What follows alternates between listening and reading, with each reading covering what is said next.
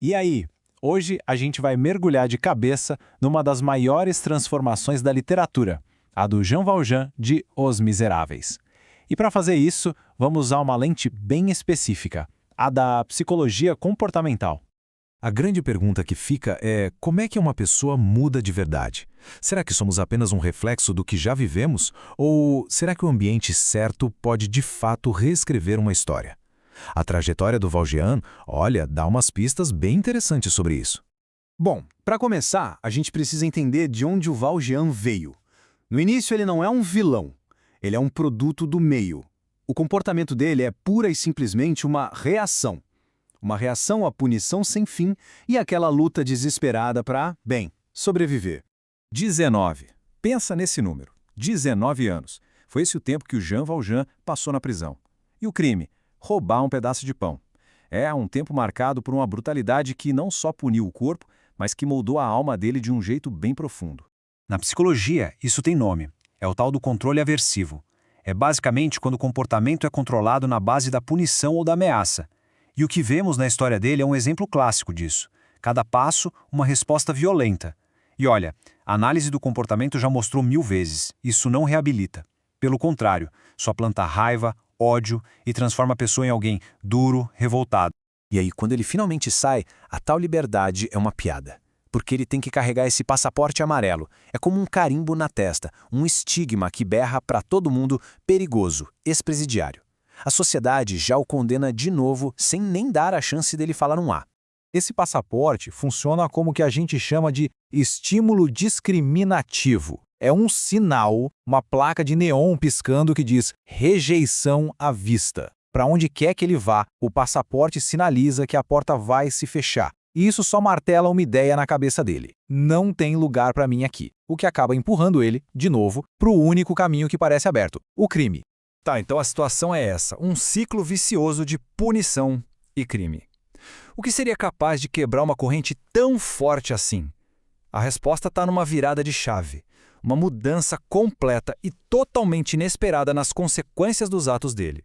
A cena é a seguinte: ele rouba a prataria do Bispo Mariel e é pego. Na cabeça dele, o filme já tá passando. Prisão, de novo, a punição de sempre. Ele tá esperando o pior, só que o que vem a seguir é algo que o cérebro dele simplesmente não conseguia processar. O bispo não só diz que está perdoado. Ele vai além, ele dá mais prata para ele. É um gesto de bondade tão absurdo, tão fora da curva, que funciona como um reforçamento positivo potentíssimo. Pela primeira vez na vida, um ato errado dele não foi punido, foi recompensado com humanidade. E, gente, esse único momento bate de frente com 19 anos de condicionamento pela violência. E com essa frase, uau, o bispo não está só perdoando, ele está dando uma nova diretriz. É como se ele entregasse um novo manual de instruções para a vida do Valjean. Uma regra clara, que vai entrar numa briga direta com aqueles 19 anos de condicionamento brutal. A partir daí, a grande batalha sai do mundo externo e vai para dentro da cabeça dele. Vamos ver agora como essa nova regra começa a funcionar na prática quando ele se reinventa como o respeitável Messias Madeleine.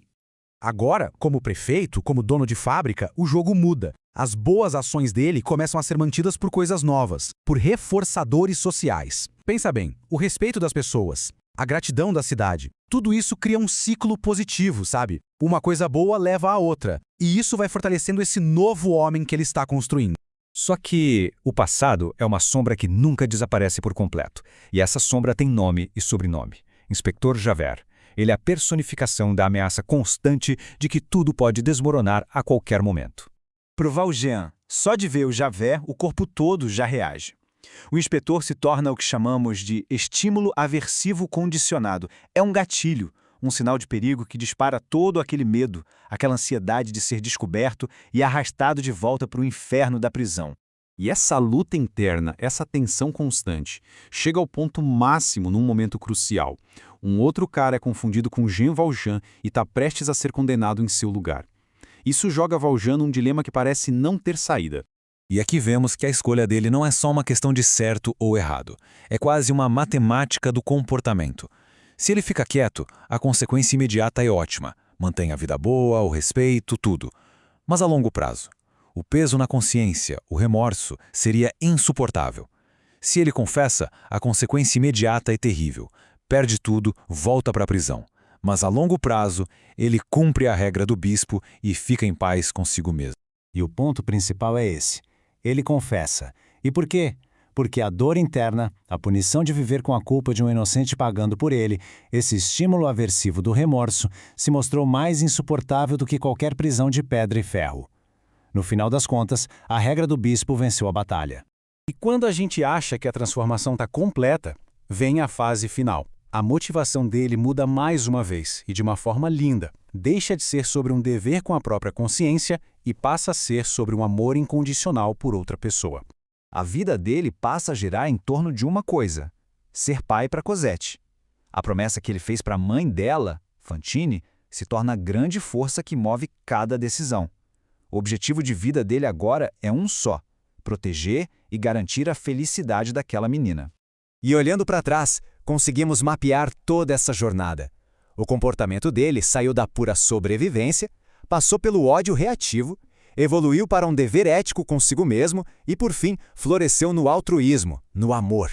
É ou não é uma transformação comportamental completa? A história do Jean Valjean, no fim, é uma demonstração incrível de como as consequências, o ambiente, podem nos moldar. E isso deixa uma reflexão no ar, né? Se o que acontece ao nosso redor tem tanto poder, qual é o verdadeiro potencial da redenção, das segundas chances, aqui no nosso mundo real? Fica aí a pergunta.